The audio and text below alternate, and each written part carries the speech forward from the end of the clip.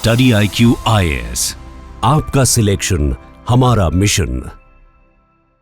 Hello and very good evening everyone. कैसे हैं सब? स्वागत है सभी का स्टडी IQ IAS हिंदी पे। और आज हम बात करने वाले हैं विज्ञान की एक खास धारणा की और उसको बदलने वाले हैं। दरअसल अब तक वैज्ञानिक यही मानते थे कि महासागरों में केवल वहीं तक जीवन संभव है जहां तक सूर्य का प्रकाश जा सकता है। लेकिन अभी हाल ही में वैज्ञानिकों ने महासागर में 1.3 किलोमीटर नीचे ड्रिल किया और एक ऐसी खास कॉलोनी की खोज की है जहां सूर्य का प्रकाश तो नहीं है लेकिन फिर भी जीवन संभव है। अब ऐसे में जो हमारी पिछली धारणा थी उसका तो पूरी तरह खंडन हो ही रहा है, लेकिन ये कैसी स्थिति है जहां सूर्य के प्रकाश के बिना जीव जीवित रह पा रहे हैं और सारी के सारी जीवन के लिए जो आवश्यक दशाएं हैं वो सब कुछ मिल पा रही है। आइए जानते हैं सभी बातों को। टाइटल का कहना है scientist drill 1.3 kilometre beneath the Atlantic and found superheated water that may fuel one of earth's strangest sunless ecosystems. आइए जानते हैं क्या क्या खास बातें हैं। तो वैज्ञानिकों को अटलांटिक महासागर में स्थित लॉस्ट सी हाइड्रोथर्मल फील्ड के संबंध में कुछ नए साक्ष्य प्राप्त हुए हैं। तो अभी इस पूरे के पूरे मामले में जो सेंटर है वो है lost city hydrothermal field. But क्या हुआ है और किस तरह से सारी चीजें हैं और क्या बता रहे हैं हम लोग, जरा नजर डालें। दरअसल समुद्र तल के नीचे गहरी ड्रिलिंग की गई और इस दौरान एक अत्यधिक गर्म जल निकला। अब ये जो गर्म जल था, अब इसकी चीजों को समझा गया, यानी कि इसकी रासायनिक संरचना को समझा गया। तो ये पता लगा कि इसकी रासायनिक संरचना लॉस्ट सिटी की सफेद चिमनियों से निकलने वाले द्रव से मिलती जुलती है। अब यह अध्ययन प्रकाशित हुआ जियोकेमिस्ट्री, जियोफिजिक्स, जियोसिस्टम्स जर्नल के। अब ये जो सिस्टम हुआ है, यानी कि जो पानी निकला है इस जगह पर, और ये जो गर्म गर्म पानी है, अब इस गर्म पानी का लॉस्ट सिटी की सफेद चिमनियों से क्या कनेक्शन है और क्या है मामला, इस पर ध्यान देते हैं। दरअसल सबसे पहले बात करते हैं लॉस्ट सिटी के बारे में। देखिए, जो लॉस्ट सिटी की हम बात कर रहे हैं ये हाइड्रोथर्मल फील्ड अटलांटिक महासागर में स्थित एक अद्वितीय समुद्री पारितंत्र है और यह समुद्र तल से लगभग 1 किलोमीटर से अधिक गहराई में मौजूद है। अब यह ऐसा पारितंत्र है जहां सूर्य का प्रकाश तो नहीं पहुंचता लेकिन फिर भी जीवन संभव है।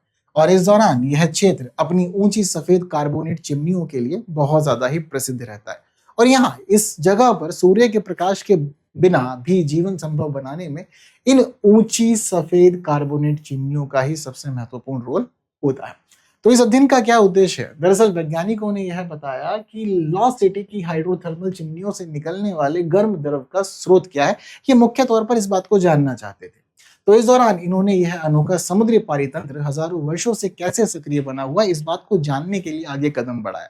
और उसके बाद सारी की सारी चीजें इन लोग के सामने आई और एक महत्वपूर्ण ऐतिहासिक खोज, ये पूरी की पूरी ड्रिलिंग बन गई। अब इस दौरान यहाँ जो खोज हुई उस खोज में क्या क्या मिला वो सबको चौंकाने वाला। दरअसल सबसे पहले तो गहरे समुद्र के नीचे गर्म जल का स्रोत मिला। तो समुद्र तल के नीचे जब ड्रिलिंग की गई तो इस दौरान अत्यधिक गर्म जल प्राप्त हुआ। अब ये बहुत ज्यादा गर्म पानी कहाँ से आ रहा, इन चीजों को समझा गया और इस पानी की रासायनिक संरचना समझी गई। जब रासायनिक संरचना देखी गई तो फिर इस दौरान वैज्ञानिकों ने समझा कि भाई ये तो लॉस्ट सिटी की चिमनियों से निकलने वाले द्रव के समान गर्म जल है। यानी कि वैज्ञानिकों को पता चला था कि कहीं ना कहीं यहाँ आसपास में एक पारितंत्र मौजूद है, यानी कि सूर्य का प्रकाश तो नहीं पहुंच रहा लेकिन फिर भी जीवन की दशाएं उपलब्ध है, कुछ ऐसा पारितंत्र यहाँ पर है। तो जब लॉस्ट सिटी की चिमनियों से निकलने वाले द्रव के समान संकेत मिले तो इससे वैज्ञानिक समझ गए कि इन चिमनियों को समुद्र तल के नीचे स्थित गर्म एवं हाइड्रोजन समृद्ध जल स्रोत से आपूर्ति होती है। अब जब यह चीज क्लियर हो गई तो उसके बाद यह सोचा गया कि भाई ये पॉसिबल कैसे है, क्योंकि सूर्य का प्रकाश तो नहीं पहुंच रहा पर उसके बावजूद सूर्य के प्रकाश के बिना यहाँ जीवन है, ये हो कैसे पा रहा है। तो अब इस दौरान इस गर्म चिमनियों से निकलने वाले पानी की संरचना को समझा गया और इसी के आधार पर हमें और भी बहुत कुछ समझ आया। दरअसल लॉस्ट सिटी का पारितंत्र सामान्य पारितंत्रों से थोड़ा सा अलग होगा। ये महासागर के अंदर ही, समुद्र में ही, लेकिन ये अपने बाकी आसपास के हिस्सों से थोड़ा अलग होता है। और अलग इसलिए होता है कि समुद्र के अंदर सामान्य पारितंत्र सूर्य के आ रहे प्रकाश के ऊपर डिपेंड होता है और सूर्य के मिल रहे प्रकाश में ही वो अपनी सारी गतिविधि करते हैं, भोजन प्राप्त करते हैं और अपना जीवन पूरा करते हैं। लेकिन दरअसल ये लॉस्ट सिटी सिस्टम है, ये बिल्कुल अलग है। यहाँ सूर्य का प्रकाश तो नहीं पहुंचता। अब जब सूर्य का प्रकाश नहीं पहुंच रहा तो उसका मतलब इनका जीवन सूर्य के प्रकाश पर तो निर्भर नहीं है। फिर ये कैसे अपना जीवन जी रहे? तो दरअसल यह समुद्री जल चट्टानों के बीच होने वाली रासायनिक अभिक्रियाओं से उत्पन्न रासायनिक ऊर्जा का उपयोग करते हैं और ये उस ऊर्जा के माध्यम से अपने जीवन को आगे बढ़ाने का काम करते हैं। तो यहाँ सूर्य का प्रकाश ऊर्जा का स्रोत नहीं है, बल्कि समुद्री जल और चट्टानों के बीच में रासायनिक अभिक्रियाओं से निकलने वाली रासायनिक ऊर्जा इनके जीवन का स्रोत है। अब इस दौरान हाइड्रोथर्मल चिमनियों की क्या विशेषताएं हैं जो मेन काम यहाँ कर रही है? दरअसल जो हाइड्रोथर्मल चिमनियां सफेद कार्बोनेट चिमनियां होती हैं और ऐसे में ये क्षारीय गर्म जल स्रोत के तौर पर जानी जाती हैं। अब हाइड्रोजन और मीथेन से समृद्ध द्रव का ये उत्सर्जन करती हैं और यह जो रसायन है अब इस जगह पर, यह आसपास रहने वाले सूक्ष्म जीवों और साथ साथ अन्य जीवों के लिए ऊर्जा का इंपॉर्टेंट स्रोत बन जाता है। तो यहाँ सूर्य का प्रकाश नहीं, बल्कि हाइड्रोजन और मीथेन से समृद्ध द्रव यहाँ पर खास तौर पे रहने वाले प्राणियों के लिए ऊर्जा का इंपॉर्टेंट स्रोत है। तो यह है पूरी की पूरी खोज और समझ में आया कि समुद्र के अंदर जहां प्रकाश नहीं पहुंच रहा, वहां जीवन कैसे संभव हो पा रहा है।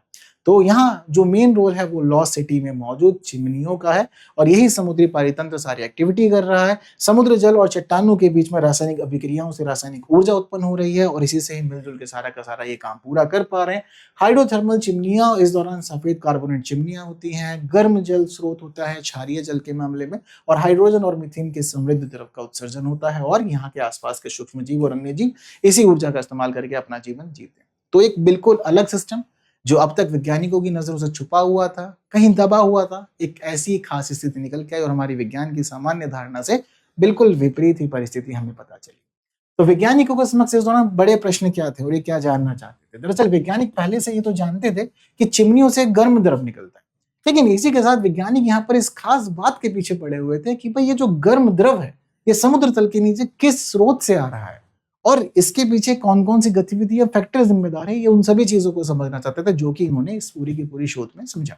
इसी के साथ ही अब हम लोग यह भी जान लेते हैं कि ये जो अभियान था ये किस जगह पर हुआ और कैसे कैसे काम किया गया। तो दरअसल इंटरनेशनल ओशन डिस्कवरी प्रोग्राम जो शुरू किया गया था वर्ष 2023 में एक्सपीडिशन 399 के अंतर्गत, तो यहाँ पर सारा का सारा ड्रिलिंग कार्यक्रम शुरू होता है। ड्रिलिंग के लिए स्थान चुना जाता है अटलांटिस मैसिव को और लॉस्ट सिटी से लगभग 800 मीटर उत्तर में यह सारा का सारा काम शुरू हुआ था। समुद्र तल से लगभग 1.3 किलोमीटर नीचे बोरहोल ड्रिल किया गया और इस दौरान ड्रिलिंग के दौरान कुछ खास तत्व प्राप्त हुए। जब ड्रिलिंग का काम किया गया तो ड्रिलिंग में कुछ खास चट्टानें मिली, जिसमें पहली थी पेरिडोटाइट और दूसरी थी गैब्रो। तो पेरिडोटाइट जो पृथ्वी के मेंटल में पाई जाने वाली चट्टान है और गैब्रो जो समुद्र तल के नीचे पाई जाने वाली एक अन्य प्रमुख चट्टान है। ये दो चट्टानें में खास तौर पर मिली और इन दोनों चट्टानों के मिलने का महत्व यह रहा कि लंबे समय तक जब समुद्री जल के साथ अभिक्रिया की स्थिति होती है तो ये दोनों की दोनों चट्टानें यहाँ पर एक्टिव रहती हैं।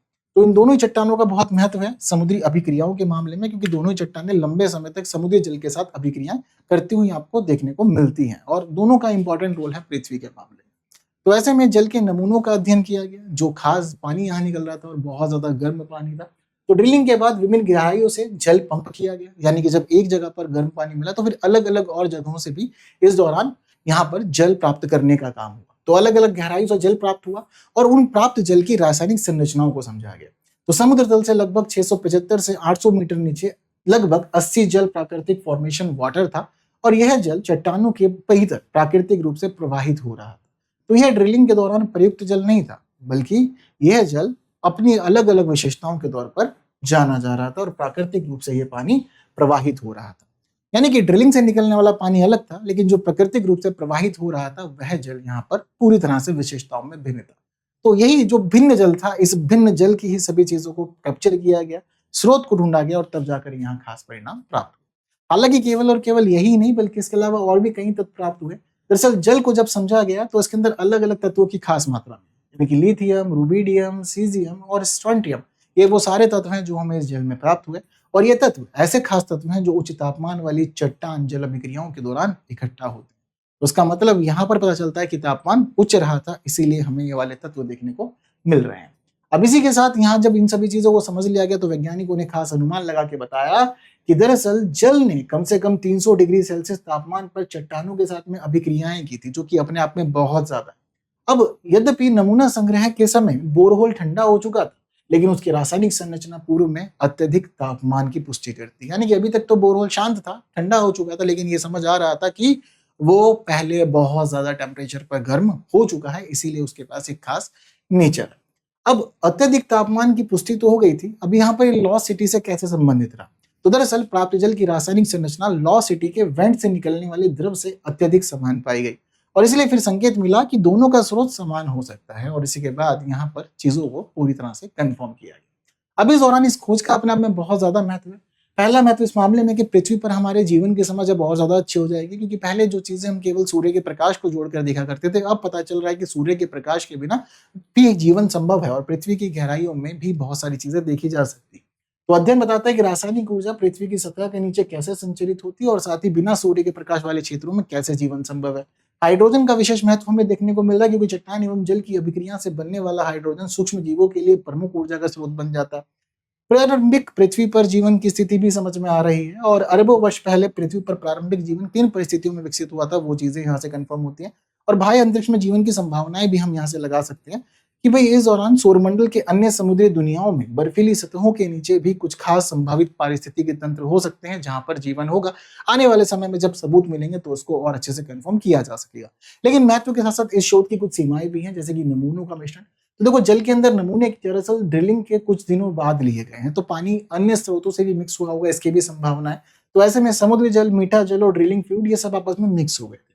साथ ही चट्टानों के योगदान का निर्धारण, तो वैज्ञानिक अभी तक यह निर्धारित नहीं कर पाए कि अलग अलग प्रकार की चट्टानों का वास्तविक योगदान कितना है इस मामले में, और प्रत्येक संबंध की पुष्टि नहीं हो पाई है। दरअसल ड्रिल किया गया बोरहोल सीधे लॉस्ट सिटी को हाइड्रोथर्मल चिमनियों के भूमिगत रूप से जुड़ा हुआ है, इस बात को लेकर के कोई कंफर्मेशन नहीं निकल करके आया है। तो यही कुछ सीमाएं भी हैं जो यहाँ देखने को मिल रहा है, बट फिर भी इसके बावजूद यह शोध हमारे लिए इंपॉर्टेंट है और आने वाले समय में गहरे समुद्री परितंत्र को समझने में हमें ये और ज्यादा मदद करेगा और कैसे समुद्र की गहराइयों में भी जीवन संभव हो सकता है, उसके अभी कुछ जो साक्ष्य मिले हैं, आने वाले समय में अन्य प्रकार से इसको और अच्छे से कंफर्म भी किया जा सकेगा। तो यही है इंपॉर्टेंट बात है जो इस शोध से हम लोग को जाननी समझनी थी। और एक बड़ी बात यह है कि भाई कल से शुरू हो रहा है स्टडी IQ का एक नया बैच, और ये बैच शुरू हो रहा है आप लोग के लिए बिल्कुल जीरो से। और अगर आप लोग तैयारी करना चाहते हैं 2027, 28 से 29 के किसी भी एग्जाम की, तो ऐसे में ये आपके लिए टारगेटेड बैच बहुत ही कम फीस पे अवेलेबल है।